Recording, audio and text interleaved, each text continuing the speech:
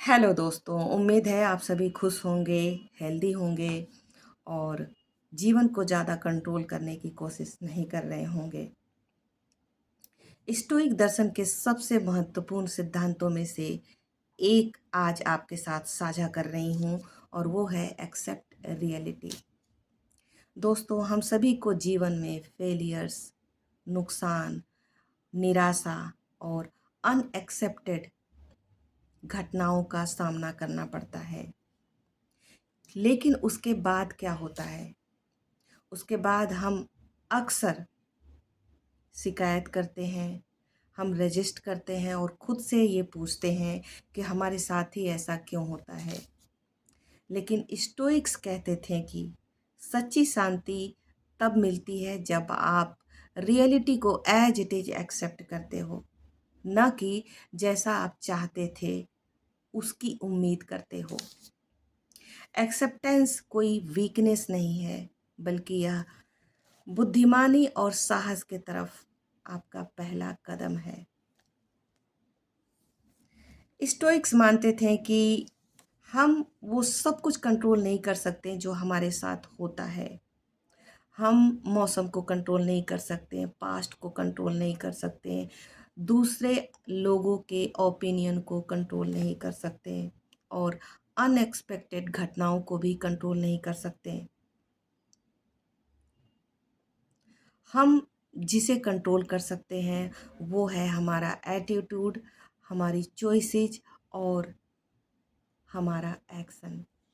इन चीज़ों पर हमारा पूरा कंट्रोल है। जब हम रियलिटी से लड़ते हैं, सच्चाई से लड़ते हैं, तो हम अपनी एनर्जी उन चीज़ों पे वेस्ट करते हैं जिसे हम बदल नहीं सकते। लेकिन हम जब सच्चाई को एज इट इज स्वीकार करते हैं तो हम अपना ध्यान उधर लगाते हैं जहाँ हम कुछ बदल सकते हैं।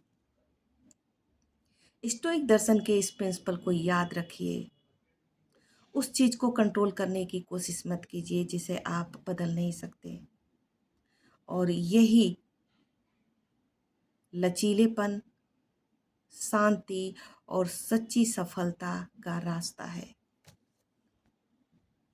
मैं आपको यहाँ पर एक उदाहरण देने जा रही हूँ, ध्यान से सुनिएगा।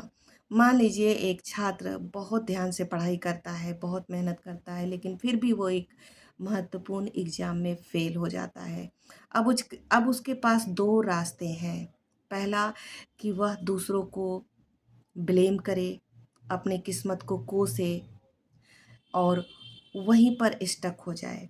दूसरा रास्ता है कि वो रियलिटी को स्वीकार करे, रिजल्ट को स्वीकार करे और ये देखे कि कहाँ गलती हुई थी, अपने विषय में सुधार करे और दोबारा कोशिश करे। रिजल्ट नहीं बदल सकता, लेकिन उस छात्र की ज़िंदगी, उसके रास्ते ज़रूर बदल सकते हैं दूसरे चॉइसेस से। वो रियलिटी को स्वीकार करके वो छात्र अब अपनी एनर्जी को उन चीज़ों से हटा करके उन चीज़ों पर लगा रहा है जहाँ उसे कोई फ़ायदा हो। क्योंकि जो घटना हो गई सो हो गई, अब आप उसका कुछ भी नहीं कर सकते। उस पे विचार करके, उसको बार बार सोच के, उसके बारे में सबसे बात करके यू वोंट गेट एनीथिंग।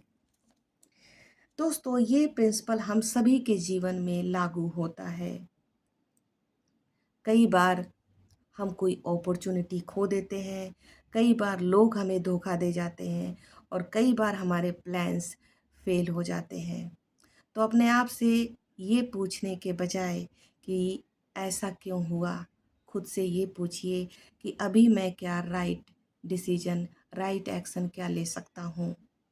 ये छोटा सा चेंज आपको भूतकाल से निकाल करके वर्तमान काल में लाती है। स्टोइक्स मानते थे कि जो सफरिंग है वो हमेशा उन घटनाओं से नहीं आती जो हो जाता है। हमेशा सफरिंग हमारे पर्सपेक्टिव से आता है, क्योंकि हमने उस घटना के प्रति एक अलग ही पर्सपेक्टिव बना के रखा है कि नहीं, ये ऐसा होना चाहिए, ये ऐसा होना चाहिए, बट वैसा नहीं होता है। तो उसके कारण हमें कष्ट होता है। न कि घटनाओं के कारण। तो जितनी जल्दी हो एक्सेप्ट कीजिए जो भी हो चुका है। एक्सेप्टेंस, जब हम एक्सेप्ट करते हैं तो हमारा माइंड शांत होता है, हमारे डिसीजंस जो होते हैं वो वाइजर होते हैं और हम कॉन्फिडेंस के साथ आगे बढ़ते हैं। रियलिटी हमेशा वैसी नहीं होती जैसा हम चाहते हैं, लेकिन जैसे ही हम एक्सेप्ट करते हैं तो हमें करेज और बुद्धिमानी के साथ प्रतिक्रिया करने की ताकत मिलती है। हम कल को नहीं बदल सकते कि कल क्या हुआ था। हम आज क्या होने वाला है शाम तक, इसे भी पूरी तरह से कंट्रोल नहीं कर सकते। लेकिन जब हम सच्चाई को स्वीकार कर लेते हैं तो हम ये चूज करते हैं कि अब हम क्या राइट डिसीजन, क्या राइट एक्शन ले सकते हैं। स्टोइक दर्शन के इस प्रिंसिपल को हमेशा याद रखिए। जो आप कंट्रोल नहीं कर सकते हैं वहाँ अपना ध्यान मत लगाइए, और जो आप कंट्रोल कर सकते हैं वहाँ अपना पूरा बेस्ट दीजिए। यही रास्ता लचीलेपन, शांति और सच्ची कामयाबी की है। अगर वीडियो पसंद आई हो, कुछ सीखा हो अलग, आज के सोशल मीडिया से कुछ अलग सीखा हो, तो ज़रूर इसे लोगों के साथ शेयर कीजिए, क्योंकि आज हमारे पास सब कुछ है।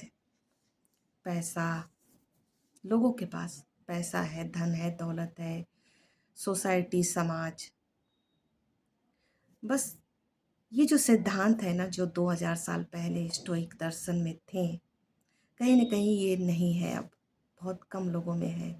तो हमें इसकी ज़्यादा एडवर्टाइजमेंट करनी चाहिए ताकि लोग अपनी ज़िंदगी से ज़्यादा परेशान ना हों, उसके साथ लचीलापन रखें। Thanks for being with me.